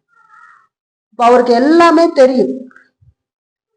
மரணத்துக்கு போறது மட்டும் இல்ல, அதுக்கு முன்னாடி நடக்கக்கூடிய சகல சூழ்நிலைகளையும் கூட அவர் அறிந்திருந்தார் என்று சொல்லி நாம் பார்க்கிறோம். அப்போஸ்தலர் 15ஆம் அதிகாரம் 18ஆம் வசனத்திலையும் அது நமக்கு சொல்லப்படுகிறது. 15ஆம் அதிகாரம் 18ஆம் வசனத்துல பாருங்க, உலகத் தோற்றம் முதல் தேவன் தம்முடைய கிரியைகளை உலகத் தோற்றம் முதல் தேவனுக்கு தம்முடைய கிரியைகள் எல்லாம் தெரிந்திருக்கிறது என்று சொல்லி சொல்றார். பாருங்க, உலகம் தோற்றம் முதல் எல்லாம் அவருக்கு தெரிந்திருக்கிறது என்று சொல்லி சொல்றதுப்பா. நம்ம நல்லா தெரிஞ்சுக்கணும், நம்ம இயேசு கிறிஸ்துவுக்கு எல்லாம் தெரியும். ஏன்னா அவர் தேவன் இல்லைங்களா? சகல சூழ்நிலைகளையும் அவர் அறிந்திருந்தார். ஆகவே இயேசு தமக்கு நேரிட போகிற எல்லாவற்றையும் அறிந்து எதிர்கொண்டு போய் என்று சொல்லி பார்க்கணும். எதிர்கொண்டு போறார் இல்லைங்களா? அதாவது இயேசு கிறிஸ்து இப்ப தோட்டத்தை விட்டு வெளியே வரார் இல்லைங்களா? வெளியே வந்து அந்த கூட்டத்தாருக்கு முன்னாடி நேருக்கு நேர் நிற்கிறார் இல்லைங்களா? அது வரைக்கும் நடந்து போறார் இல்லைங்களா? தோட்டத்தை விட்டு வெளியே வரார், அவங்க வராங்க, அவங்களுக்கு எதிர்கொண்டு போக வரைக்கும் அவர் நடந்து போனார் என்று சொல்லி பார்க்க. அதுக்கு பின்னாடிதான் யூதாஸ் வந்து அவருடைய கன்னத்துல முத்தமிடுகிறான், ரபி வாழ்கன்னு சொல்லி இல்லைங்களா? வாழ்க என்று சொல்லி அவன் செய்கிறான். யூதாஸ் முன்னேற்பாடு செய்து வைத்திருந்தார். இதற்கு நான் யாரை முத்தம் செய்கிறேனோ அவர்தான் இயேசு கிறிஸ்து, அவரை கைது செய்து கொள்ளுங்கள் என்று சொல்லி வச்சார். இவ்வளவு முன்னேற்பாடு செய்திருந்தாலும் கூட அது முழுவதும் அவசியம் இல்லாததுதான். ஏன்னு கேட்டா, இயேசுவுக்கு தெரியும் அவர் தான் எல்லாத்தையும் நடத்திக்கிட்டு இருக்கிறார். எங்க அவன் வருவான், யூதாஸ் வருவார்னு தெரியும். யூதாஸ் கூட்டத்தை கூட்டிகிட்டு வரும்போது அவர் வந்து அட்டாக் பண்றது இல்லை, அதுக்கு முன்னாடி இவரே எதிர்கொண்டு போறார். அப்ப அந்த பிளான் எல்லாம் என்ன ஆகிடுச்சு வேஸ்ட். இவன் நினைச்சுக்கிட்டு இருக்கான் எல்லாம் கரெக்டா பண்ணிக்கிட்டு இருக்கிறோம் அப்படின்னு. ஆனா அங்க தேவன் ஒரு காரியத்தை செய்து கொண்டிருக்கிறார் இல்லைங்களா? பாருங்க எவ்வளவு ஆச்சரியம் பாருங்க. அப்ப தம்முடைய வேலை வரும்போது நம்முடைய ஆண்டவர் தாமே தன்னை வெளிப்படுத்தினார் என்று சொல்லி பார்க்க. அவர் செய்ய நினைத்ததும் செய்கின்ற எல்லா காரியங்களும் அவரால் முன்னாடியே தீர்மானிக்கப்பட்டவை என்று சொல்லி பார்க்க. அதே வேதம் நமக்கு சொல்லி பாருங்க. அப்போஸ்தலர்ல 4:27-28 பாருங்க. அந்தபடி உம்முடைய கரமும் உம்முடைய ஆலோசனையும் முன்குறித்தவைகள் யாவையும் செய்யும்படி ஏரோதும் பொந்தியு பிலாத்தும் புரஜாதிகளோடும் இஸ்ரவேல் ஜனங்களோடும் கூட நீர் அபிஷேகம் பண்ணின உடைய பரிசுத்த பிள்ளையாக இயேசுவுக்கு விரோதமாய் மெய்யாகவே கூட்டம் கூடினார்கள் என்று சொல்லப்படுகிறது. பாருங்க, அந்தப்படி உம்முடைய கரமும் உம்முடைய ஆலோசனை முன்குறித்தவைகள் யாவையும் செய்யும்படி, ஆண்டவர் முன்குறித்ததை செய்யறதுதான் அவங்க பண்றாங்க அப்படின்னா ஆண்டவருக்கு எல்லாமே தெரியும் என்று சொல்லி பார்க்கணும். இப்ப இங்கேயும் அப்படியே சொன்ன ஒரு காரியத்தை நல்லா கவனிச்சு பாருங்களேன். முதலாம் ஆதாம பாருங்க, முதலாம் ஆதாம் பாவம் செஞ்சுட்டு ஒளிஞ்சுக்கிட்டார். கரெக்டா? ஆண்டவர் பார்த்து ஒளிஞ்சுக்கிட்டார். ரெண்டாம் ஆதாம் என்ன பண்றாரு? தன்னை வெளிப்படையாக காட்டி கொண்டு வருகிறார் மனிதனுடைய மீட்புக்காக.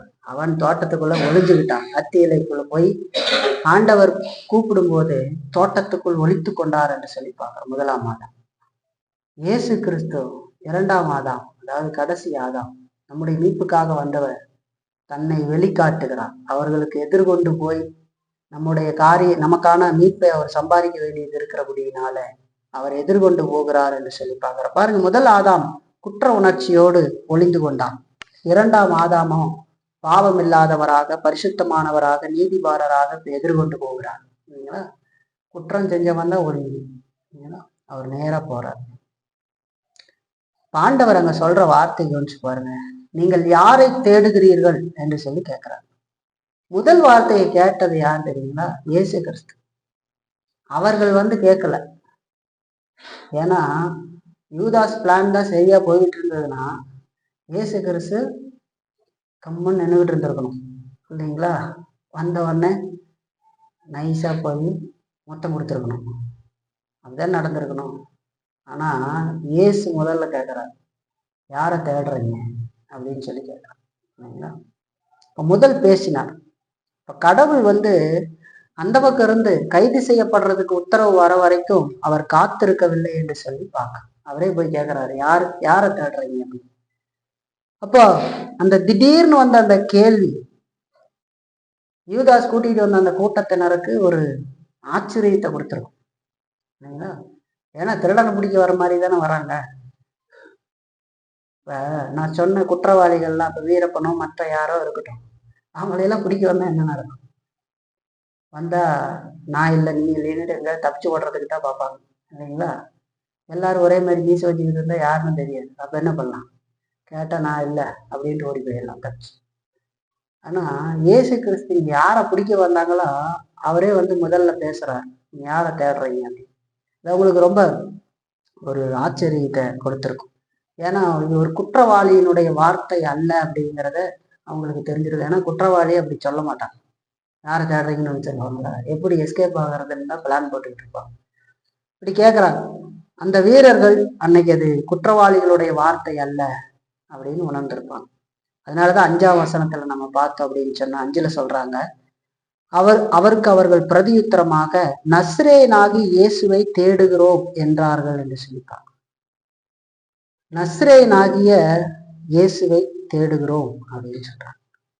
அதற்கு இயேசு நான் தான் என்றார் என்று சொல்லி பார்க்கிறோம். அவரை காட்டி கொடுத்த யூதாசும் அவர்களுடனே கூட நின்றான் என்று சொல்லிப்பாங்க. அதற்கு இயேசு நான் தான் அப்படின்னு சொன்ன அந்த காரியத்தை நம்ம அடுத்த வாரம் சிந்திக்கலாம். அதுல இருந்து இன்றைக்கு இந்த 5ஆம் அதிகாரத்துல சொல்லப்படுற அவருக்கு அவர்கள் பிரதியுத்தரமாக நஸ்ரேயனாகி இயேசுவை தேடுகிறோம் என்று சொல்லி அவங்க பதில் சொல்றாங்க. யாரை தேடுகிறீங்க அப்படின்னு கேட்டதுக்கு அவர்கள் பதில் சொல்றாங்க, நாங்க நஸ்ரேயனாகி இயேசுவை தேடுகிறோம். அப்ப அதுல பின்னிணையத்துல பின்னாடி வசனத்துல பிற்பகுதியில பாருங்க, ரொம்ப முக்கியமான ஒரு வார்த்தை இருக்கு. அவரை காட்டி கொடுத்த யூதாசும் அவர்களுடனே நின்று கொண்டிருந்தான். இன்னும் போகல, அங்கதான் நின்றுகிட்டு இருக்கா இல்லைங்களா? கன்னத்துல முத்தம் கொடுத்தாச்சு, காட்டி கொடுத்தாச்சு, எல்லாம் முடிஞ்சிருச்சு. அப்படியெல்லாம் நடந்தா என்ன நடக்கும்? இப்படி ஒண்ணு நடந்ததுன்னா அங்க இயேசு கிறிஸ்து என்னெல்லாம் சொன்னாருங்கிறது நமக்கு மற்ற சுவிசேஷத்துல சொல்லுது. காட்டி கொடுக்க வரும்போது ஆண்டவர் சொன்னாரு இல்லையா, சிநேகிதனை மனுஷகுமாரனை மொத்தத்தினாலா காட்டி கொடுக்குறாய் அப்படின்னு சொன்னாரா? அப்ப அதெல்லாம் கேட்டு போட்டு அங்கதான் நின்றுகிட்டு இருக்க அந்த பேச்சுவார்த்தை நடக்கும்போது. பேதுரு பாருங்க, ஒரு தேவ பிள்ளை பாவ சரி மறுதளிப்பின்னு சொன்னானே கோழி போறதுக்கு முன்னாடி அது வரைக்கும் பண்ணிக்கிட்டு இருந்தவன் கோழி கூவனோடனே என்ன ஆயிடுச்சு, அவனுக்குள்ள அந்த வேதனை ஓடி போய் அழுது நான் பாவம் செஞ்சுட்டேன்னு நினைக்கிறேன். ஆனால் இது அங்கேயே தான் நின்று கேட்டேன் இல்லைங்களா? அது காட்டுக்கு பாருங்க. அப்ப அந்த கூட்டத்தார் அவங்க அந்த கூட்டத்துல சிலர் சொல்றாங்க, ஆண்டவர் கேட்டார் யாரை தேடுகிறீர்கள் அப்படின்னு சொல்லும்போது அவங்க சொல்றாங்க, நசிரேயனாகி இயேசுவை தேடுகிறோம்னு சொல்லி. அந்த பொல்லாத மனுஷர்களோடு யூதாசும் இன்னும் நின்று கொண்டிருந்தான் என்று சொல்லி பார்க்கிறோம். இயேசுவை விட்டு போட்டு அவர்களை தோற்றத்துக்கு வழி நடத்தி தன்னுடைய முத்தத்தினால் அவரை காட்டி கொடுத்து இன்னும் அவன் அங்கே நின்று கொண்டிருந்தான். யோவான் எவ்வளவு கவனமா பரிசுத்தாவின் துணையோடு எழுதியிருக்கிறார். துரோகியை காட்டி கொடுக்கிறார். பாருங்க, துரோகியும் மீட்பராகி இயேசுவும் ஒருத்தர் சந்திக்கிறாங்க. 13ஆம் இதுல ஓடி போனா இங்க காட்டி கொடுத்துட்டு அங்கதான் நினைவுகிறான். சரிங்களா? அப்படி இந்த சம்பவம் போகிறத பாருங்க. அப்ப எல்லாவற்றையும் முன்னறிந்திருந்த இயேசு கிறிஸ்து தாமாக அவர்களுக்கு முன்பதாக போகிறார். சரிங்களா? அந்த தோட்டத்துக்கும் அவர் போகிறாரு. ஏன்னா வழக்கமா தெரியும், யூதாஸுக்கு எந்த இடம் தெரியுமோ அந்த இடத்துக்கு போகும். அப்பதான் கரெக்டா கூட்டிட்டு வருவோம். தப்பா கிட்ட கூட்டிட்டு போயிடக்கூடாது, வேற இடத்துக்கு இல்லைங்களா? இங்க வேணா அங்க கூட்டிட்டு போயிடக்கூடாது. எங்க கூட்டிட்டு வந்தா தெரியும். அதனால கரெக்டா அங்க போறாரு. அதோடு யூதாஸ் எல்லாரையும் கூட்டிகிட்டு வரும்போது அங்க நம்ம பார்த்தோம் அப்படின்னு சொன்னா அவர் எதிர்கொண்டு போகிறாருன்னு சொல்லி பார்க்கணும். அப்ப எல்லாமே அவருடைய சித்தத்தின்படி மனிதனுடைய மீட்புக்காக நடக்கிறது என்று சொல்லி பார்க்கணும். அதனால தற்செயலாய் நடந்தது என்று சொல்லி நினைக்கக்கூடாது. நம்ம ஆரம்பத்திலேயே பார்த்தது மாதிரி ஒரு ஆசாரியர் என்ன செய்வார்களோ அது போல போதித்து இல்லைங்களா, அதுக்கப்புறம் ஜெபம் செய்து இப்ப பாவ நிவாரணத்துக்காக தன்னை அர்ப்பணிக்கிறார். இப்படி இந்த சம்பவம் போறத நம்ம பார்க்கலாம்.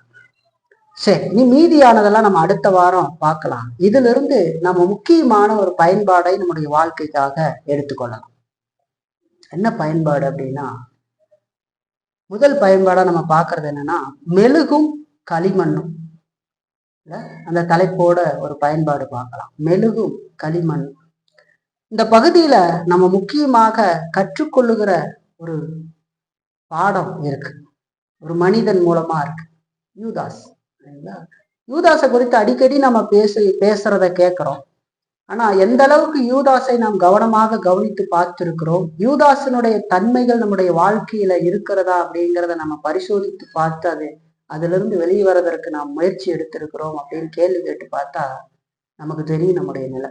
அடிக்கடி யூதாஸை குறித்து நம்ம பேசுகிறதுனால அதை லேசா எடுத்துக்க கூடாது. வேதத்துல ரொம்ப கவனமாக அந்த பகுதி எழுதப்பட்டிருக்கிறது.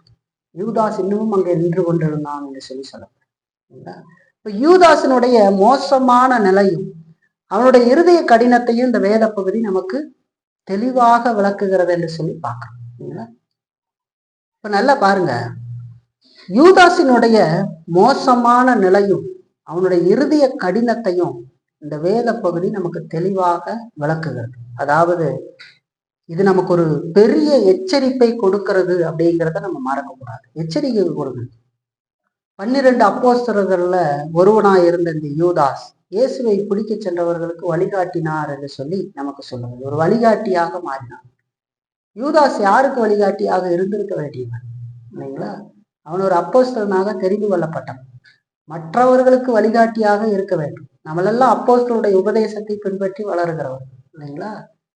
அப்படி இருக்க வேண்டிய ஒரு மனிதன் மற்றவர்களுக்கு, ரட்சிக்கப்படுகிறவர்களுக்கு வழிகாட்டியாக வேதத்தை போதித்து நடத்தி அவர்களுக்கு முன்மாதிரியாக இருக்க வேண்டிய மனிதன் இப்பொழுது இயேசுவை கொலை செய்கிறவர்களுக்கு வழிகாட்டியாக இருக்கிறான், துரோகியாக இருக்கிறான் என்று சொல்லி நான் பார்க்கிறேன். அதாவது இயேசு கிறிஸ்து வழக்கமா ஜெபிக்கிறதற்கு ஓய்வெடுக்கிற இடத்துக்கு அவர் வருவார் என்று தெரிந்து அந்த மனிதர்களுக்கு இவன் வழிகாட்டியாக இருந்து, தன்னுடைய அறிவை பயன்படுத்தி வழிகாட்டியாக இருந்து இயேசுவினுடைய எதிரிகளுக்கு அவன் வழிகாட்டியாக இருந்து அவர்களை நடத்தி வந்தான் என்று சொல்லி பார்க்க. யாருக்கு வழிகாட்டியாக இருக்க வேண்டியவன் யாருக்கு வழிகாட்டியாக இருக்கிறான் என்று சொல்லிப்பார். அது மட்டும் இல்ல, ஜனங்களும் அதிகாரிகளும் அவரை சிறைபிடிக்கிறதற்காக அவருடைய எஜமானரை அணுகிய போது, யூதாஸுடைய எஜமானர் இல்லைங்களா, அணுகிய போது யூதாஸ் அவர்களுடனே நின்றான் அப்படின்னு சொல்றார். அதை ஏன் பதிவு பண்ணியிருப்பார்?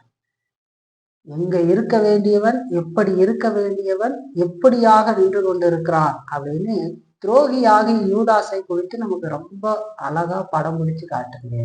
நம்ம எச்சரிக்கை, அப்படி இருக்கக்கூடாது அப்படின்னு சொல்லி எச்சரிக்கை. இந்த யூதாஸ் யார்? 3 வருடம் இயேசுவோடு கூட இருந்த மனிதன், இயேசுனுடைய நண்பன், ஏன்னா சிநேகிதன்னு சொல்றாரு. கடைசியா முத்தம் கொடுக்க வரும்போது கூட அந்த வார்த்தையை தான் பயன்படுத்துறாரு. சிநேகிதனையும் மனுஷகுமாரனையும் முத்தத்தினாலா காட்டி கொடுக்குறாய் அப்படின்னு சொல்றாரு. இப்போ ஃப்ரெண்டு அப்படிங்கிறது எவ்வளவு முக்கியமான காரியம் பாரு. சீசனா இருக்கிறான், நண்பரா இருக்கிறான் இல்லைங்களா? இயேசு செய்த அற்புதங்களை எல்லாம் அருமையாக கண்ணார கண்ட மனிதனாக இவன் இருக்கிறான். இயேசு கிறிஸ்துடைய பிரசங்கத்தை நேரடியாக இருந்து கேட்டவனாக இருக்கிறான். அது மட்டும் இல்ல, தனிப்பட்ட போதனைகள் மூலமாக பலனடைந்தவனா இருக்கிறான். பிரசங்கத்தை மட்டும் கேட்கல, தனிப்பட்ட விதத்துல இயேசு எவ்வளவோ ஆலோசனைகளை கொடுத்தாரு இல்லைங்களா? அதெல்லாம் அவன் கேட்டிருக்கிறான். தனிப்பட்ட விதத்திலையும் அவன் பலன் அடைந்திருக்கிறான். அப்படி இருந்தவனாக இருந்த மனிதன், தன்னை ஒரு விசுவாசி என்று சொல்லிக் கொண்டவன். அது மட்டுமல்ல, இயேசுவின் நாமத்துல பிரசங்கத்தை கூட செய்திருக்கிறான். அப்படிப்பட்ட மனிதன் அவன் யூதாஸ். எவ்வளவு கவனமா அந்த பகுதி காட்டுது பாருங்க. துரோகியாகி யூதாசையும் மீட்பராக இயேசுவையும் நமக்கு காட்டுதாங்க. துரோகி எப்படிப்பட்டவனாக இருக்கிறான்னு சொல்லி நம்ம நல்லா தெரிஞ்சுக்கணும். ஒரே நெருப்பு தான் மெழுகு என்ன செய்யும்னா உருக்கும் இல்லைங்களா? அதே நெருப்பு தான் களிமண்ணை வச்சோம்னா இருக்கும் இல்லைங்களா?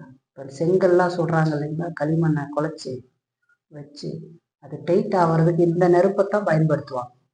பயன்படுத்துகிற பொழுது அது கடினமாகி நமக்கு கல்லாக ஆக்கப்படுது. அதே நெருப்பை மெழுகுல கொண்டு போய் வச்சோம்னா மெழுகு அதை உருக்கும் இல்லைங்களா? அந்த நெருப்பு தான் வேத வார்த்தை இல்லைங்களா? ஒரே வார்த்தை தான் அங்க பிரசங்கிக்கப்படுகிறது இல்லைங்களா? ஆனாலும் மற்றவர்களை கர்த்தருக்கு நேராக திருப்பின அந்த வார்த்தை இந்த யூதாசை இருதய கடினம் உள்ளவனாக மாற்றி இருக்கு இல்லைங்களா? கடவுளுக்கு எதிராக போகும்படி அவன் செயல்பட்டு இருக்கான். அப்ப அந்த வார்த்தை அவன்ல எந்த பயனையும் அடையல அப்படிங்கிறத பார்க்கணும் இல்லைங்களா? இப்ப நம்ம கடந்த சில வாரங்களுக்கு முன்பாக பரிசுத்த ஆவியானவருடைய பணியை குறித்து 16ஆம் அதிகாரத்துல எல்லாம் நம்ம சிந்திக்கிற பொழுது முக்கியமாக ஒரு காரியத்தை நம்ம பார்த்தோம்.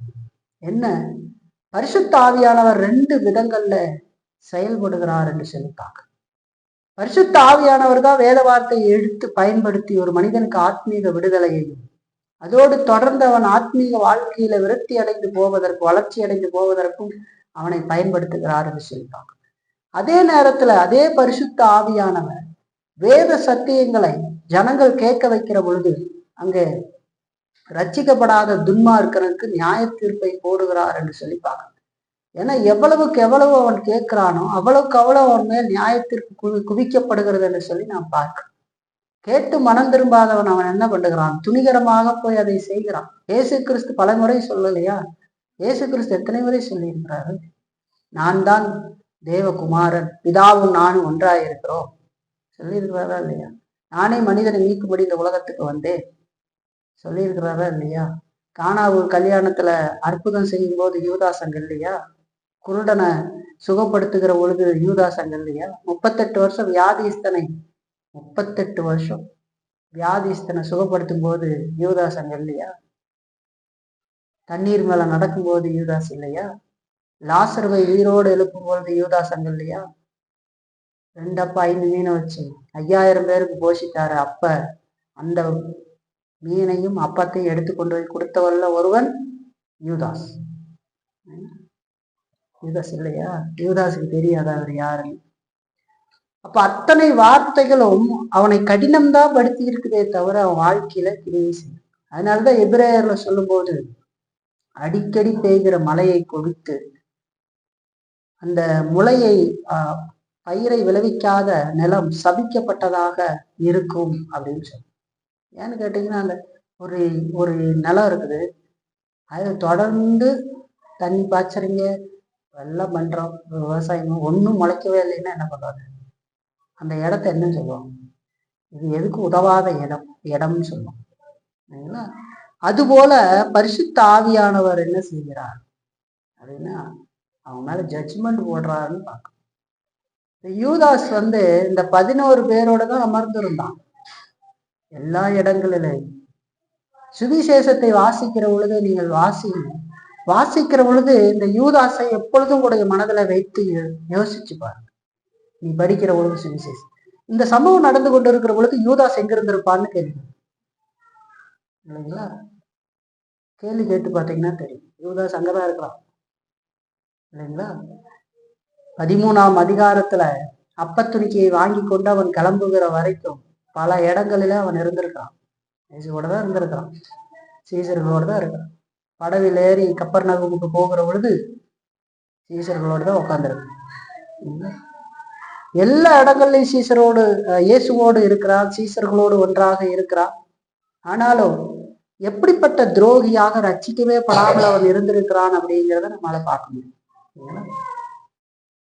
இப்ப இதெல்லாம் நமக்கு எச்சரிப்பாக எழுதப்பட்டிருக்கிறது. யூதாஸ் அப்படின்னு சொன்னோடனே சாதாரணமாக காட்டி கொடுத்தவன் மட்டும் இல்லை, நம்மில கூட அந்த மாதிரி நம்ம இருந்து விட முடியும் அப்படின்னு தெரிஞ்சுக்கணும்.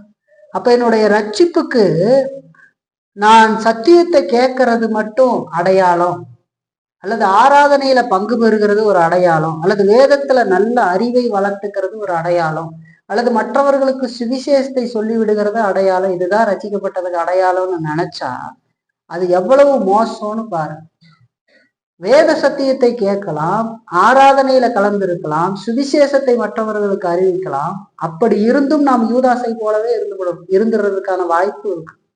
அந்த சத்தியங்கள், கேட்ட சத்தியங்கள் எல்லாம் என் வாழ்க்கையில என்ன விதத்துல கிரியை செய்கிறது அப்படின்னு ஒரு கேள்வி கேட்பாங்க இல்லைங்களா? அது என்ன கிரியை செய்திருக்கிறது? கேட்ட வார்த்தைகள் என்னுடைய அன்றாட வாழ்க்கையிலே நான் பாவத்தை அழித்தொழித்து வாழும்படி அது என்னை ஊக்குவித்திருக்கிறதா? தேவனை நோக்கி ஊக்கத்தோடு ஜெபிக்கும்படி அது என்னை நிறுத்தி இருக்கிறதா? வேதத்துல கவனத்தோடு இருந்து கருத்தோடு அதை வாசித்து அந்த சத்தியத்துக்கு அடிபணிய வேண்டும் என்கிற எண்ணத்தை அது எனக்கு கொடுத்திருக்கிறதா அப்படின்னு கேள்வி. எதுவுமே எனக்கு அது வாழ்க்கையில செய்யவே இல்லை, ஆனா நான் இதெல்லாம் தொடர்ச்சியா செஞ்சுக்கிட்டு இருக்கிறேன் அப்படின்னு சொன்னா யூதாசை போல நீங்கள் இருக்கிற முடியும் அப்படிங்கிறத மறந்துடாது. ஏன்னா வாழ்க்கையில செயல்படாம, நடைமுறையில் செயல்படாத எந்த விதமான காரியங்களும் பிரயோஜனம் இல்லாது. என்னோட இருதயத்துல எந்த மாற்றத்தையும் உண்டு கொண்டவில்லை. ஒரு செய்தியை கேட்டதுக்கு அப்புறம் அது என் நிலையை எனக்கு குற்றி காட்டவில்லை. நான் மனம் திரும்ப வேண்டிய காரியத்தை எனக்கு உணர்த்தவில்லை. நான் தப்பு பண்ண காரியத்தை எனக்கு உணர்த்தி அதுல இருந்து எனக்கு வெளியே போறதுக்கு ஆண்டோடைய உதவியை நாடும்படி அது எனக்கு செய்யவில்லை அப்படின்னு சொன்னா கேள்வி கேட்டு பார்க்கணும். யூதாஸ் போல இருந்துடலாம் அப்படின்னு. ஏன்னா ரொம்ப கவனமான எச்சரிப்பை இது நமக்கு கொடுக்குது, கவனிக்கும்படி எச்சரிப்பை கொடுக்குது. யூதாசன் சாதாரணமா நம்ம விளையாட்டுக்கு அவர் வந்தார்னு நினைக்கிறோம். அந்த மாதிரி நாமும் இருந்துட முடியும் அப்படிங்கிறதுக்கு வேதம் முழுவதும் அந்த மாதிரி சொல்லப்பட்டு இருக்கிறது. யூதாஸ் ரொம்ப முக்கியமான. எபிரேயர்ல அது அழகா சொல்லுது. இயேசுவே கூட இன்னொரு இடத்துல சொல்றாரு, உங்களுடைய நாமத்தினாலே அற்புதம் அடையாளங்களை செய்தோம் அல்லவா அப்படின்லாம் சொல்லும்போது உங்களை ஒரு காலத்திலும் அறியேன்னு சொல்லிடுவாரு அப்படின்னு சொல்றாங்க. இதெல்லாம் எவ்வளவு எச்சரிக்கையை கொடுக்குது என்று சொல்லி பாருங்க. அப்ப இது வரைக்கும் நம்ம பார்க்குற இந்த விஷயங்கள் எல்லாம் யூதாசுடைய வாழ்க்கையிலிருந்து நம்ம பார்க்குற விஷயங்கள் எல்லாம் நமக்கு தெரிஞ்சிருக்கணும் இல்லைங்களா? சத்தியங்கள் எல்லாம் இதெல்லாம் நம்ம பார்க்குற விஷயம் நமக்கு ஒரு எச்சரிக்கையை கொடுக்கணும். அதே நேரத்துல நம்ம கேட்கிற வார்த்தைகள் எல்லாம் நம்முடைய வாழ்க்கையில நம்முடைய இருதயத்தை பாதித்து தேவனுக்கு நேராக நம்மை திருப்பல அப்படின்னு சொன்னா நம்முடைய அறிவு, நம்முடைய செயல்கள், நம்முடைய ஊழியம் எல்லாமே பிரயோஜனம் இல்லாதது. அது ஒரு விதத்துல நம்ம மீது நியாய தீர்ப்பை கொண்டு வரும் அப்படிங்கிறத மறக்கக்கூடாது. நியாய தீர்ப்பை தான் கொண்டு வரும். எவனிடத்துல அதிகமா கொடுக்கப்படுகிறதோ அவனிடத்துல அதிகமா கேட்கப்படும் இல்லைங்களா? இயேசு கிறிஸ்து யோவான்ல அதை சொல்றார். நம்ம அதை கடந்து வந்திருக்கிறோம்.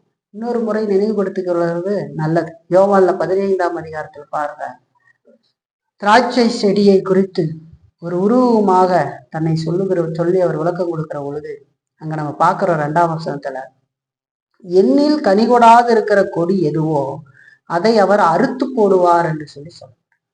எண்ணில கனி கொடாத கொடி அறுத்தெறியப்படும் என்று சொல்லி சொல்றார். அதே போல 6ஆம் வசனத்துல நம்ம பார்த்தோம்னா அதுலயே ஒருவன் என்னில் நிலைத்திராவிட்டால் வெளியே எரியுண்ட கொடியைப் போல அவன் எரிவுண்டு உலர்ந்து போவான். அப்படிப்பட்டவைகளை சேர்த்து அக்கினியிலே போடுகிறார்கள், அவைகள் எரிந்து போகும் என்று சொல்லி சொல்ற. பாருங்க, ஒருத்தன் என்னோட நிலைச்சிருக்கலைன்னா வெளியே எரியுண்ட கொடியை போல. செடியில இணைக்கப்படாத கொடி தானாக வளரப்போகிறது இல்லை, தனிதரப்போகிறது இல்லை. அது கொடியினுடைய சாரத்தினாலதான் எல்லா காரியத்தையும் செய்ய முடியும். அப்ப அந்த கொடியை அந்த இதை கலையை பிச்சுட்டீங்கன்னா அது மரத்துல இல்லாததுனால அது கொஞ்ச நாள்ல காஞ்சு போகும், அதை தூக்கி எரிச்சிருவாங்க இல்லைங்களா. அப்ப என்னல கனிகொடாது இருக்கிற கொடி எதுவோ அதை அவர் அறுத்து போடுகிறார் என்று சொல்லி சுத்தம் செய்யறவங்க என்ன பண்ணுவாங்க, கனி கொடுக்காத காரியத்தை அறுத்து போடுவாங்க இல்லைங்களா, அறுத்துருவாங்க. உதாரணத்துக்கு வாழை மரத்தை பற்றி உங்களுக்கு தெரியுமான்னு தெரியல, இருந்தாலும் சொல்றேன். வாழை மரத்துல பழம் ஒரு சீப்பு வந்ததுக்கு அப்புறம் அந்த வாழை மரத்தை அந்த பழத்தை அறுக்கும் போது மரத்தையும் அறுத்து கீழே போட்டுருவாங்க. நீங்க பார்த்துருந்தீங்கன்னா தெரியும். அதுக்கப்புறம் ஒரு இடைக்கண்ணு வரும். ஆனா அந்த மரத்தினுடைய வேலை முடிஞ்சு போச்சு. அதுக்கு மேல அது தென்னை மரத்துல மாதிரி வெட்ட அங்க ஒண்ணு அங்கேயே வரும்னு இல்லை, இதுல இருந்துதான் முளைக்கும். இருந்தாலும் அதை வெட்டிடுவாங்க. ஏன்னா அதனால யூஸ் இல்லை, அதுல இருந்து நீ எதுவும் வரப்போறது. அதுபோல என்னில் கனிகொடாது இருக்கிற கொடி எதுவோ அதை அறுத்து போடுவார் என்று சொன்னா, ரட்சிக்கப்பட்ட மனிதனாலதான் கனியுள்ள வாழ்க்கையை வாழ முடியும் இல்லைங்களா. ரட்சிக்கப்படாத மனிதனால் கனியுள்ள வாழ்க்கையை வாழ முடியாது, நடிக்கத்தான் முடியும் இல்லைங்களா. அவன் எந்த கிரியும் இருக்காது. அது பசுமையா இருக்கிற மாதிரி வெளிப்பிரகாரமாக தெரிந்தாலும் அதுல போய் கனி இருக்கிறதா என்று சொல்லி பார்த்தா கனி இருக்காது இல்லைங்களா. இப்ப யூதாசனுடைய வாழ்க்கை நமக்கு ஒரு சிறந்த எடுத்துக்காட்டு. நாம் மெழுகை போல இருக்கிறோமா, களிமண்ணை போல இருக்கிறோமா அப்படின்னு கேள்வி கேட்டு பார்த்தோம். என் வாழ்க்கையில ஆண்டவருடைய வார்த்தை என்னை உருக்கி, பேதுரு சொன்னோம் பார்த்தீங்களா, ஆண்டவருடைய வார்த்தை ஆண்டவர் முன்னாடியே சொல்லியிருந்தார். கோழி கூவுற பொழுது கூவுறதுக்கு முன்னாடி 3 தடவை மறுதளிப்பு. அது நடந்த உடனேயே அவனுக்கு உடனடியாக உணர்த்தப்பட்டு அவன் மனம் திரும்பி அங்க மனம் கசந்து அழுகிறத நம்ம பார்க்கணும், பாவம் செஞ்சுட்டு. அதே நேரத்துல யூதாஸ் காட்டி கொடுத்து விட்டு அங்கே நின்று கொண்டு இருந்தான் என்று சொல்லி பார்க்கணும்.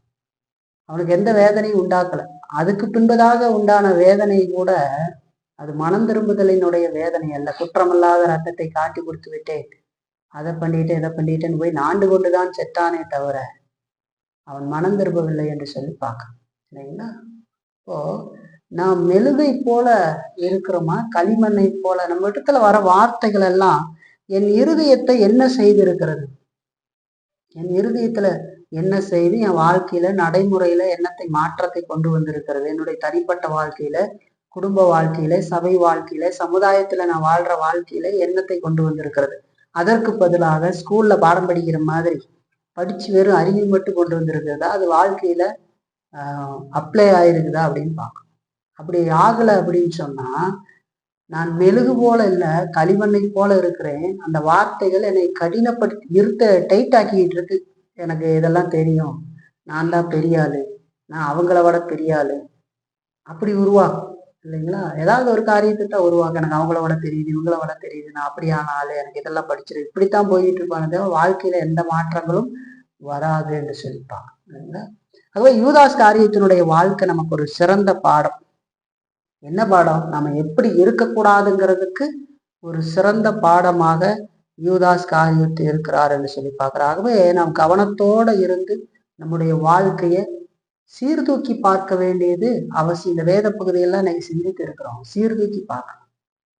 யூதாசினுடைய கேரக்டர், அந்த காரியம் எதுனா என்கிட்ட இருக்குதா அப்படின்னு பார்க்கணும் சரிங்களா, பார்க்கணும். அப்ப அப்படிலாம் பார்த்து ஏதேனும் தவறு நம்முடைய வாழ்க்கையில இருக்குது அப்படின்னு தெரிஞ்சா கவனத்தோடு அதற்காக மனம் வருந்தி மனம் திரும்ப வேண்டும் என்று சொல்லி பார்க்கணும். ஆண்டவருடைய உதவி நாடி மனம் திரும்ப வேண்டும்.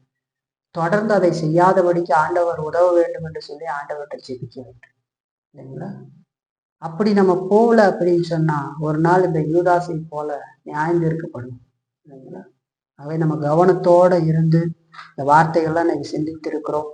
நம்முடைய வாழ்க்கையில அதெல்லாம் பார்த்து நம்ம திருந்த வேண்டிய இடத்துல திருந்துவோம், கடவுளிடத்துல மனம் திரும்புவோம். கர்த்தர் நமக்கு உதவி செய்வாங்க சரிங்களா.